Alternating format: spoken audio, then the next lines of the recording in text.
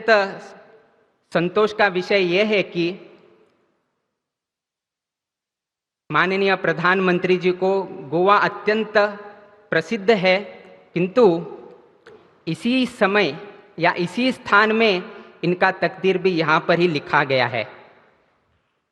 उन्होंने भी अपने वक्तव्य में कहा है, 2002 में जब वे गोवा में मीटिंग में थे, तब गुजरात का बागडोर संभालने के लिए गोवा में ही सब कुछ यहाँ पर अनुमति प्राप्त हुआ था। और 2013 में जब वे गोवा में आए थे, तो उसी समय गोवा में ये डिक्लेयर किया गया था कि प्रधानमंत्री का जो प्राइम मिनिस्टर का क्रेडेंशियल है वे हमारे प्रधानमंत्री नरेंद्र मोदी जी होंगे करके 2013 में घोषणा भी इसी गोमांतक भूमि में हुआ था। तो इस नाते उनका जो ये पॉलिटिकल का करियर है, इसका जो तकदीर है, वो सब कुछ गोवा में ही स्थापन हुआ है। और एक संतुष्टि की बात यह है कि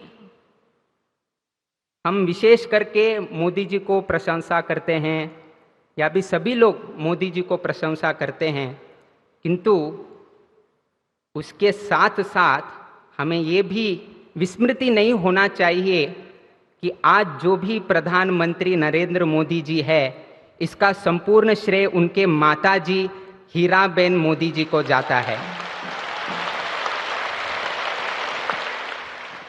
इसका कारण ये है,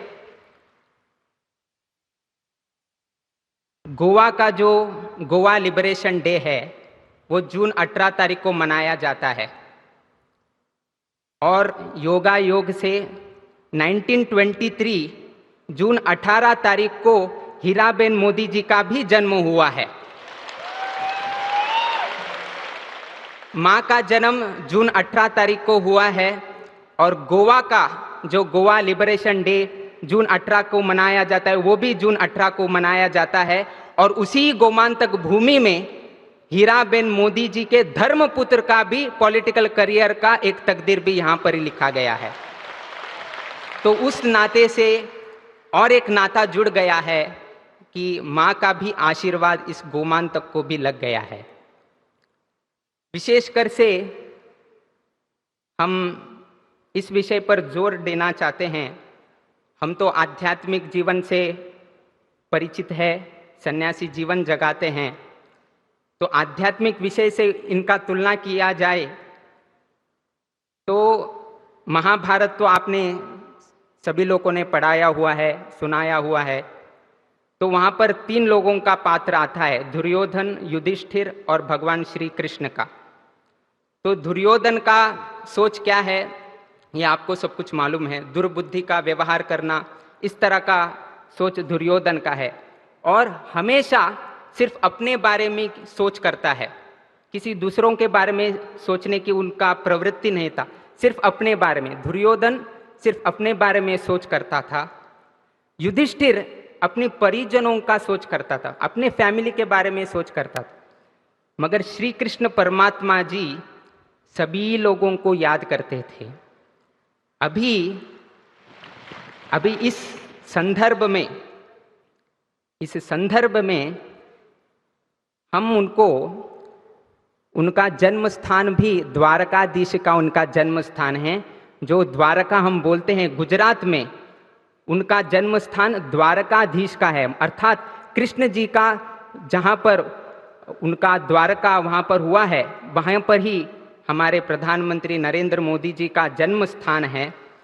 गोवा में भी श्री कृष्ण जी का आगमन हुआ है, और श्री कृष्ण जी का गांव में अथवा श्री कृष्ण जी का धाम में जन्म होने के कारण उनका विचार भी श्री कृष्ण जी से ही बन गया है।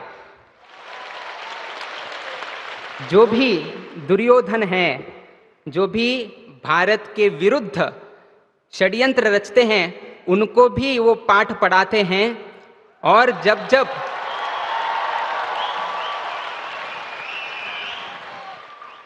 जब जब देशवासियों को प्रधानमंत्री से कुछ आशा है, वो भी दीपावली के अनेक अवसर पर वो भी आपको प्रदान करते हैं। और श्री कृष्ण की जैसे सोच कब आता है? कोविड काल में देखा होगा, जब वो वैक्सीन की जरूरत थी, प्रधानमंत्री जी ने हमारे लोगों को भी वैक्सीन दिलाया और विश्व को भी वो वैक्सीन पहुंचने जैसे उन्होंने प्रयास किया। ये कृष्ण जी का सोच है, सिर्फ हमारा नहीं, सभी विश्व का भी हमें ख्याल रखना चाहिए। आज हम हीराबेन मोदी जी का यहाँ पर विशेष तौर पर प्रशंसा करते हैं, क्योंकि हीराबेन मोदी जी ने हमें हीरा जैसा पुत्र इस देश को दिया है।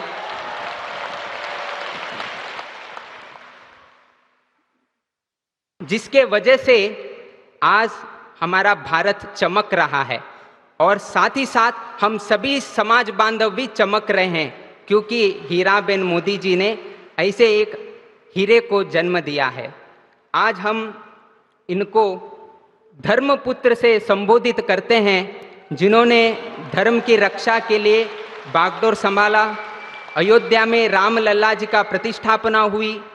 अभी दो दिन पहले ध्वजारोहण भी वहां पर हो गया और अभी पुर्तगाली में भी फिर यहाँ आकर राम जी का प्रतिमा का भी अनावरण करके दिया है। ऐसे धर्मपुत्र को हम सभी यहाँ पर उपस्थित सभी लोगों को हम आह्वान करते हैं कि आप जोर से तालियां बजाकर उनका फिर से अभिवादन कीजिएगा।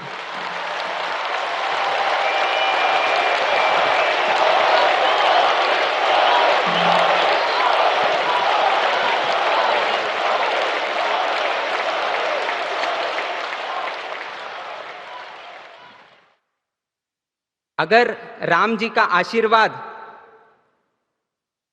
नरेंद्र मोदी जी पर है, इसका कुछ उदाहरण देना चाहे तो सिर्फ एक हम बता देते हैं।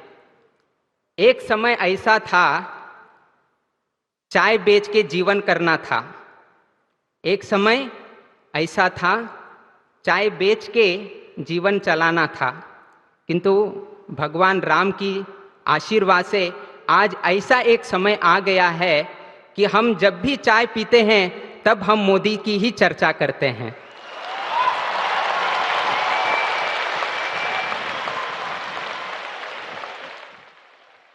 ये परिवर्तन जो उनके जीवन काल में हुआ है, तो इससे एक तो सोच हो जाता है कि इनके साथ राम जी का आशीर्वाद शतसिद्ध है करके इन्होंने आज दिखा दिया है। इनका एक अत्यंत विनयपूर्वक एक गुण को हम आपके सामने रखना चाहते हैं कि जब ये वाराणसी में गए थे और योगा योग से जहाँ पर हमारा पहला वाराणसी मठ हुआ है, सौभाग्य है सभी लोगों का कि जहाँ पर वाराणसी मठ है उसी लोकसभा क्षेत्र से वे प्रतिनिधित्व करते हैं और वहीं पर गोकर्ण पुर्तगाली जीवोत्तम का मठ है। और ये मठ मध्वाचार्य सिद्धांतों का प्रचार करता है, मध्व सिद्धांत को प्रचार करता है, द्वैत सिद्धांत को प्रचार करता है। और हमें संतुष्टि इस बात की है कि हमें एक अवकाश मिला कि गुरु मध्वाचार्य के मूर्ति को उनको प्रस्तुत करके उनका गौरव करने का एक अवकाश भगवान ने हमें दिया है। वाराणसी क्षेत्र में जब विश्वनाथ मंदिर में गए थे तब उन्होंने पुजारी के बारे में भी उन्होंने सोचा है। हम लोग देखते हैं कि ये करते हैं वे करते हैं, किंतु मोदी जी को पुजारी गण का भी उनका उतना ही आदर प्रेम है। उन्होंने हिमाचल प्रदेश का फुल्ला करके है, हेम फाइबर करके है, जो आप पहनकर आप गर्भगृह में प्रवेश करते हैं। तो उन्होंने देखा कि हमारे पुजारी जन को थोड़ा कठिनाई होती है, तो उन्होंने खुद उसे मंगाकर सभी विश्वनाथ मंदिर के पुजारी गण को उन्होंने उस फुल्ला को उन्होंने प्रदान किया है। तो इतना सोच हमारे प्रधानमंत्री रखते हैं